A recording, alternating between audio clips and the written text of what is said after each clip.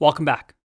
Now that we've implemented our binary search tree, I want to talk a little bit about balancing our tree.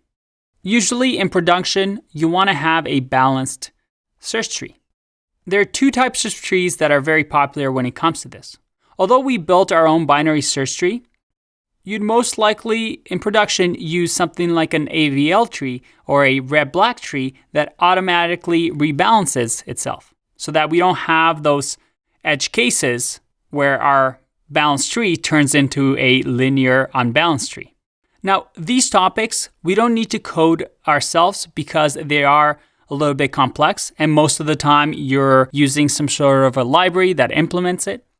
But I do want you to understand how it works, so I'll leave resources for you for both red-black tree as well as AVL trees, where if you click here, you see that Visual Go also has it.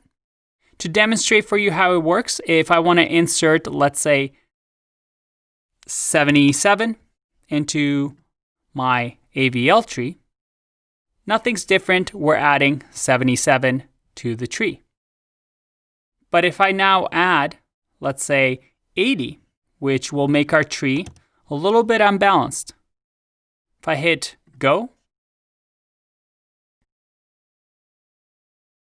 you'll see that I'm traversing down, I add 80, and then all of a sudden, it's unbalanced. It's going to go back and do a little bit of a switch or rotation to balance out the tree, to make sure that the levels that we have in a tree are always balanced. And then we have red-black trees as well, which does things a little bit differently. If, let's say, we inserted 9 here, then let's say we insert 10, and then finally, let's insert 11. You'll notice that, it's not balanced. We need to balance it out. And once again, automatically make sure that our tree does get balanced with something called red-black tree. As you can see, the nodes are red and black here, and that's something that we use to keep track of when we need to rebalance. I'll leave resources for you if you want to learn more about them.